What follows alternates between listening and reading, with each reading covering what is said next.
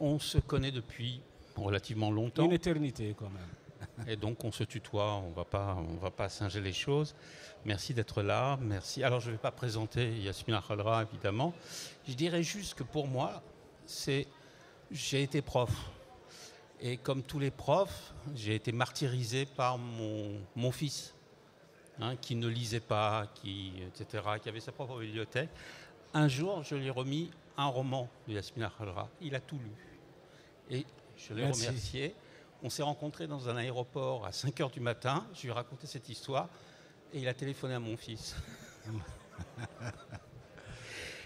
Merci beaucoup. Alors, on est là pour parler de ce roman, Les Vertueux, sur lequel j'ai beaucoup écrit.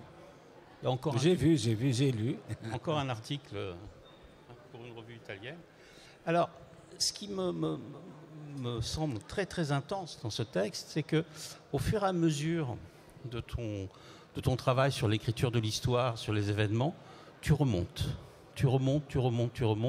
Et ici, on remonte au début du siècle, du XXe siècle pratiquement. Et tu fais démarrer cette histoire qui va couvrir une bonne partie de la moitié du XXe siècle à partir de 1914. Qu'est-ce qui motive justement cette remontée-là dans le temps ? Peut-être le besoin de comprendre un peu l'Algérien d'aujourd'hui. Avant 1914, avant la Première Guerre mondiale, les Algériens se battaient pour la liberté, contre le colonialisme. Mais ils se battaient par tribus. Chaque tribu défendait son territoire. Et puis il n'y avait pas cette complétude qui permettait à un peuple de chasser le colon. Ce n'est qu'à partir de la Première Guerre mondiale que la notion de la nation a commencé à germer dans les esprits. Et après la Première Guerre mondiale, de retour de guerre, ce sont les confréries qui ont pris en charge cette notion de la nation. Et ça a fait son chemin. On a eu des associations, des partis politiques, des mouvements nationalistes jusqu'à 1954. Mais pourquoi je me suis attardé sur cette période ?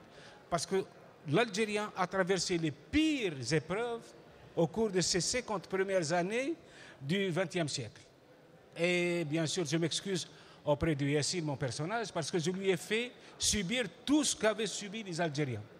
De l'exode, la trahison, la félonie, l'exclusion, jusqu'au bagne. Donc voilà, c'est ce traumatisme-là qui vont nous poursuivre jusqu'au jour d'aujourd'hui. L'Algérien d'aujourd'hui n'est que la représentation ou l'aboutissement de tous ces malheurs et de toutes ces déconvenues qui ont jalonné l'histoire de l'Algérien. Alors au point de départ, il y a une trahison. Il y a une trahison, pour aller vite, je dirais que c'est une trahison d'origine sociale. Il y a quelque chose de pourri dans cette société qui est justement ce clivage entre d'un côté une extrême richesse et puis des gens extrêmement pauvres qui sont effectivement manipulés. Or ça, effectivement, ça a l'air d'être le fil rouge qu'on a dans pratiquement toute ton œuvre. Il n'y a pas de trahison.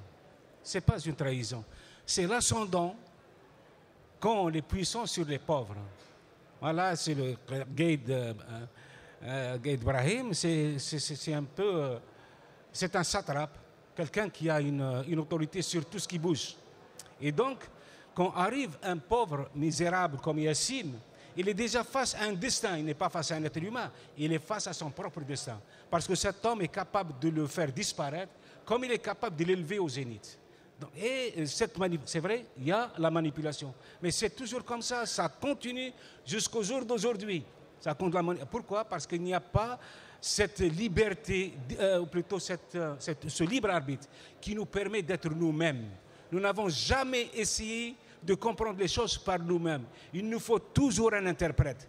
Il nous faut toujours quelqu'un qui nous explique ce que nous avons le devoir de nous comprendre par nous-mêmes. Et ça continue jusqu'à maintenant.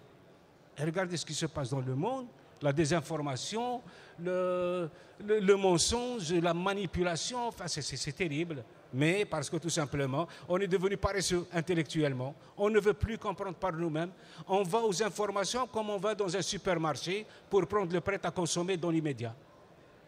Alors, en même temps, il y a quelque chose de très fort, de très intense. J'ai relu dernièrement les romans policiers du début de la carrière.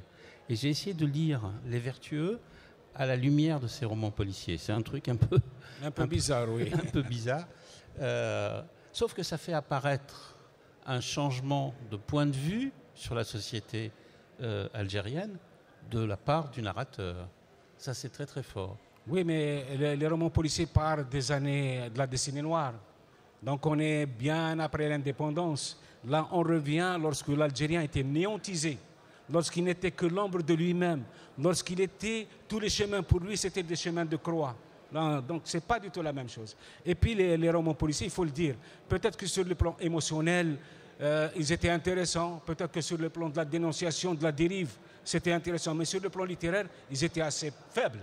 C'est pour ça que je suis obligé aujourd'hui de revenir sur Morituri, sur Double Blanc. À part l'Automne des Chimères qui a gardé quand même une certaine éthique quand même littéraire, mais Morituri et Double Blanc, ce n'étaient pas des romans aboutis, même concernant les enquêtes. Donc ce n'est pas du tout la même chose. Et puis moi-même, j'essaie d'évoluer de livre en livre. Pour moi, la littérature, c'est comme le rocher de Sisyphe. Il faut le pousser vers le haut, mais on est obligé de revenir à la case départ. Parce que si jamais on atteint le sommet, c'est qu'on a tout perdu. On a tout fichu. Voilà. Évidemment. La littérature, c'est une perpétuelle transcendance et une perpétuelle quête de l'excellence à travers soi-même. Alors revenons maintenant un peu sur la question de la vertu dans ce roman. Oui. À quoi tu fais référence dans en baptisant le roman Les Vertueux? Est-ce que ce sont des vertueux? Est-ce que non, la vertu a été le socle qui a permis aux Algériens de ne jamais céder. Avant, on était marginalisés, on n'était même pas des citoyens, on n'était même pas des sujets, mais on avait la vertu, on avait le sens du devoir, le sens de l'honneur, le sens de la piété. Donc c'est ça qui a permis à l'Algérien de rester debout malgré tous les déboires, tous les interdits, toutes les injustices. Donc la vertu, elle est importante. Moi, je suis un homme du Sahara, je suis né dans le Sahara et quand je veux redevenir un être humain, je vais dans le Sahara rencontrer des vieilles personnes qui n'ont jamais été à l'école, mais qui ont été à l'école de la vie, qui m'apprennent tous les jours des choses qui pourraient m'aider à avancer dans la vie. Dans ce livre, il y a les vertueux, parce qu'il n'y a pas un seul vertueux. Les vertus dans ce livre, beaucoup m'ont dit, oui, pourquoi le pluriel? Parce qu'il n'y a que Yassine. Mais il n'y a pas que Yassine. Il y a aussi Wari, il y a des personnages fantastiques. Il y a Gildas, il y a beaucoup de gens qui sont merveilleux. Et la vertu n'appartient pas à une nationalité.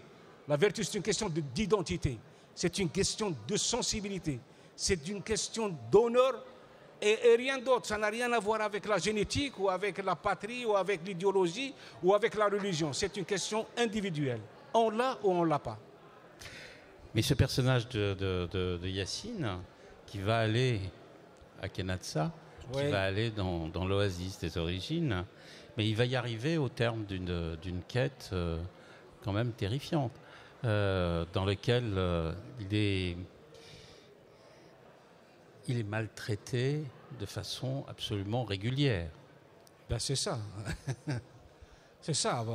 Il y a des gens qui vivent, leur vie n'est n'est qu'une suite, une enfilade de malheurs, de souffrances, d'incompréhension et tout. Mais leur force, justement, c'est de surmonter tout ça. Et je suis sûr que l'homme ou la femme qui est conscient de sa force intérieure, aucune calamité au monde ne peut la détruire. Aucune. Et la preuve est devant vous. À l'âge de 9 ans, j'étais dans l'armée. J'étais ravi à ma famille. Depuis que je suis écrivain, je n'entends que des calomnies et des je ne sais quoi. Et je suis toujours là parce que c'est au fond de moi-même. Ma force, elle est là. Et je suis conscient de cette force. Et il faut que chacun de vous soit conscient de sa force. Et je vous assure, aucune bourrasque ne pourra vous ébranler. Aucune bourrasque.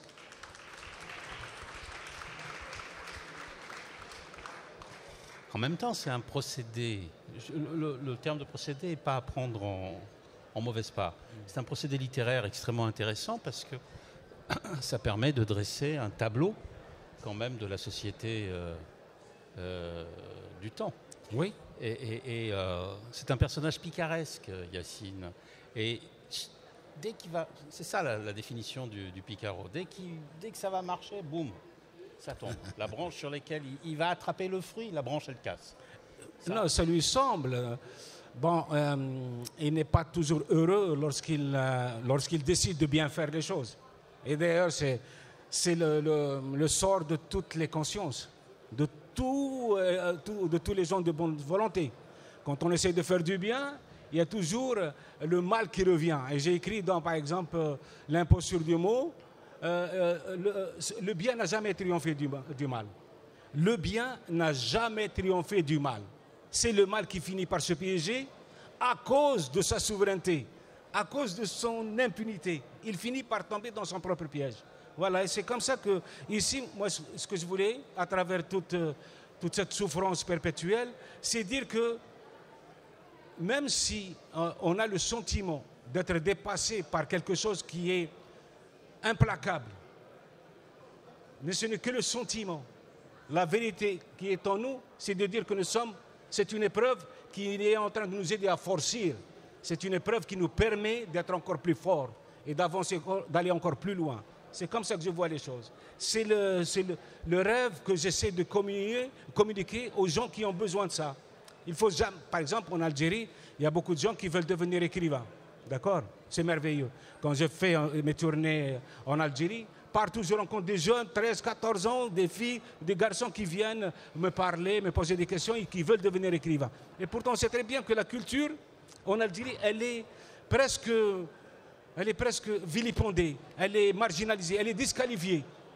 Voilà. Et pourtant, il faut que ces jeunes continuent de croire que la culture est peut-être ce que nous avons de meilleur à proposer aux autres nations.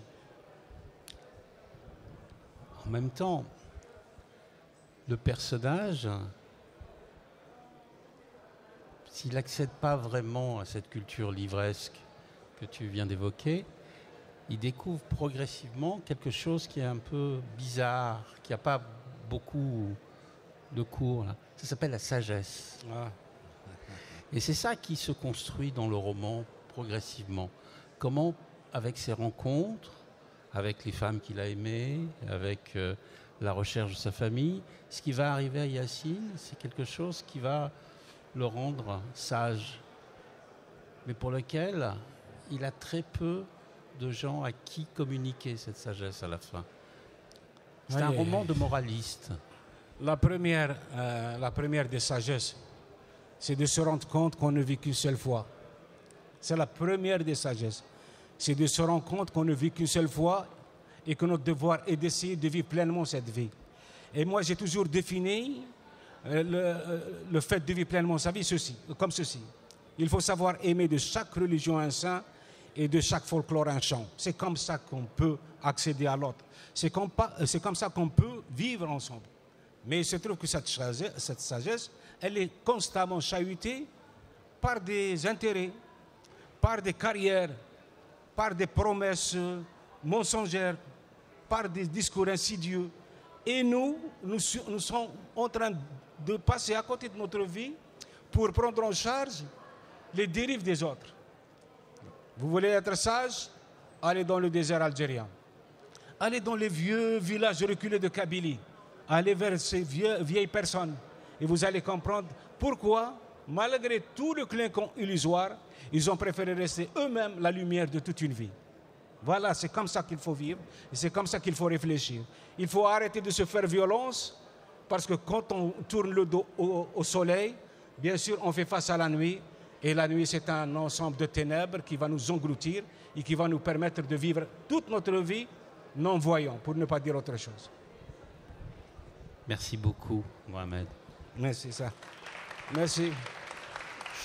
Je pense que je n'ai pas besoin de préciser qu'il y a la librairie et qu'il va dédicacer les livres que vous achèterez à la librairie. Merci beaucoup. Merci, c'est moi. Allah yahfadkoum. Merci de ta générosité.